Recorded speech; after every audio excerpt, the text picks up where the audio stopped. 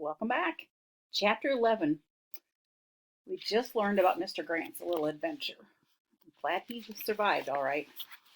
You got to think about this. This is kind of not the times we live in, so if he would have got lost out there, he would have been a goner.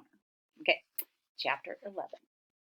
From some For some time now, we had been crossing the Rocky Mountains, but most of the time the inclines had been so gradual that we hardly realized it. From the very beginning of our journey, Father told us we actually had been climbing across the vast prairies, up hills and down and up once more. Now we could see tall, rocky peaks in the distance, scraping up against the clouds. It was the middle of July, 2 weeks later than Father had hoped, when we passed Fort Laramie. I was disappointed that we didn't even catch a glimpse of the fort. Once it had been a trading post of the American Fur Company, but now it was owned by the Army, and soon after we left the Platte River at last.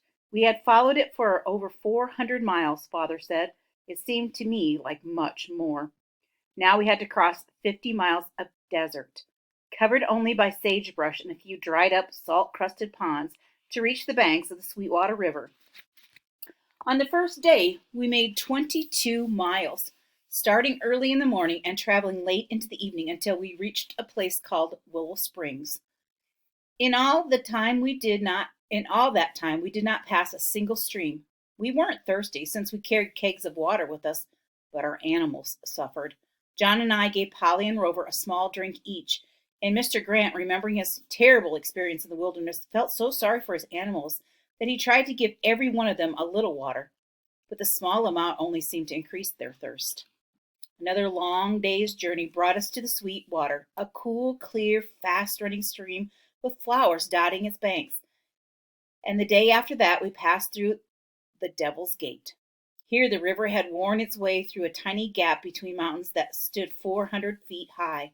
To me, it looked as if some giant's hand had sawn apart those mountains just far enough for a stream to wind through. Now, we really were in the Rockies.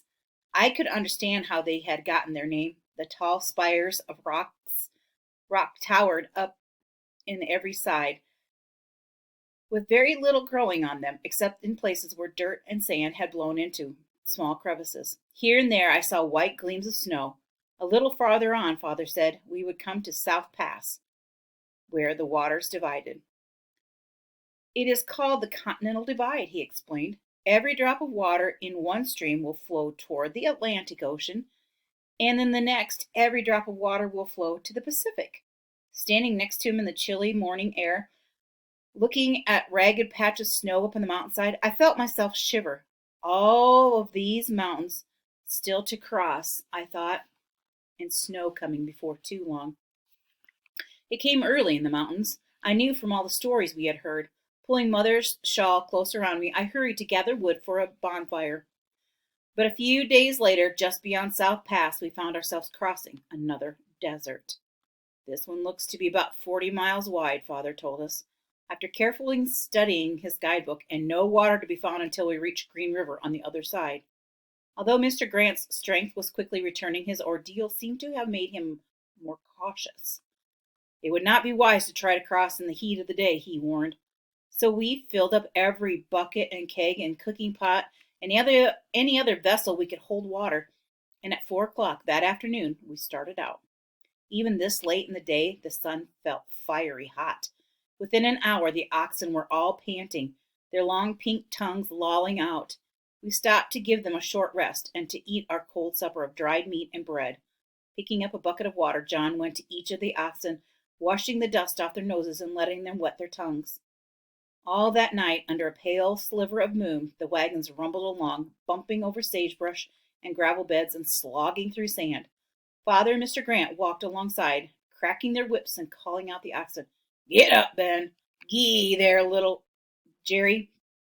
Lavinia and Cynthia slept through all the noise, but I kept waking up. The shouts and the popping of the whips rang in my ears, and that clatter of the wheels that never stopped. No longer did they seem to be saying, going to Oregon, going to Oregon. Instead, they just whispered softly, chuggity-chug, chuggity-chug, chuggity-chugs. Sometimes I felt as if all I ever done was ride in this wagon. Those wheels were going to keep on turning forever.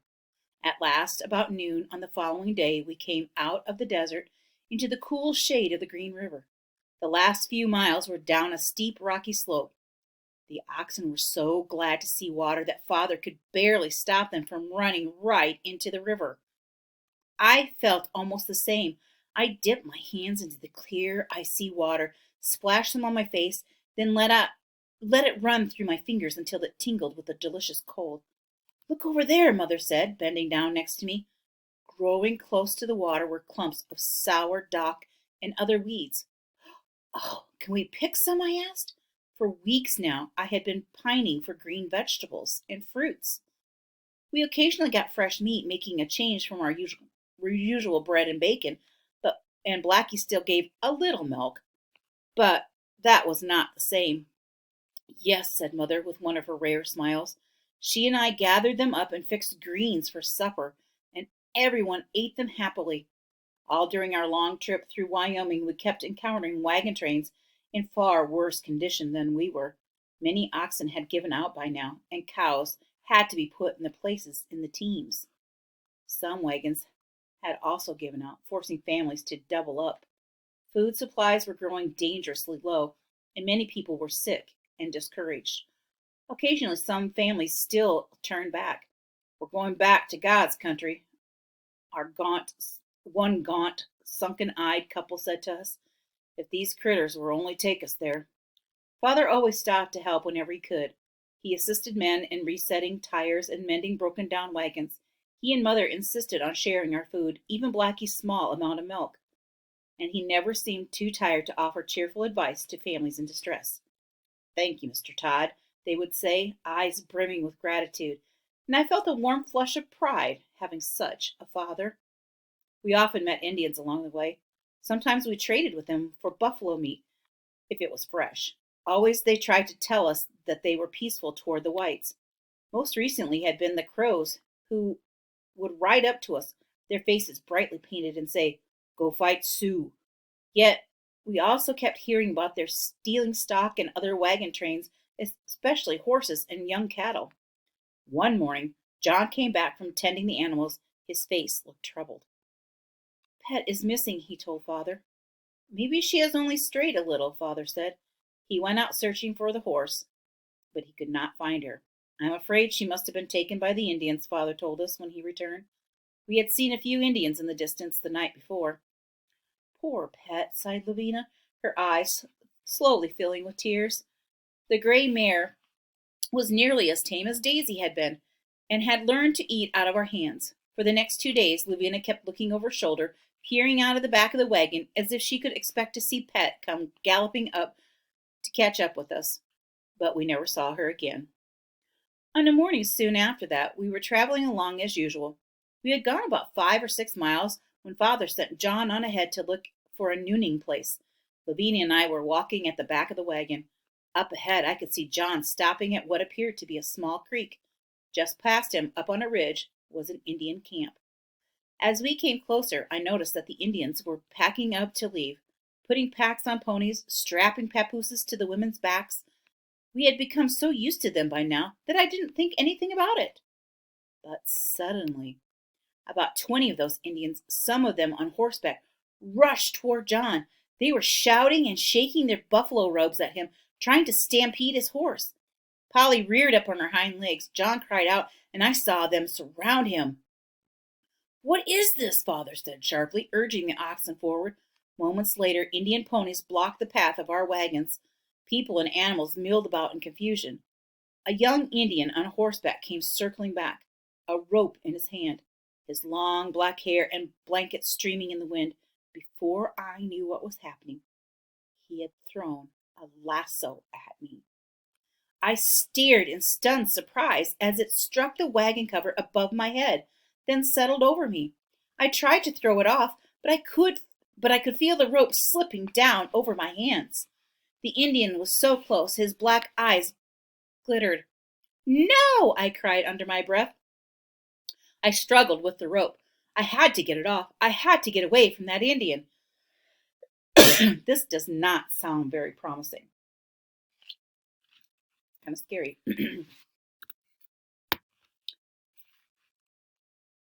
Then somehow I had fought my way free. Lavina and I scrambled desperately to our wagon. Quickly I buttoned down the cover. As I did, I caught a glimpse of another Indian cutting the rope that tied Blackie to the back of the wagon. It was so dark inside I could see nothing, but I heard John screaming at the top of his lungs as he fought with the Indians. Other Indians were struggling with Father, probably trying to take away his gun, I thought. I heard a grunt, a cry of pain, then a dull thud. Cynthia was sobbing in a low, ragged voice. More shouts and sounds of scuffling came from the Grant's wagon behind us.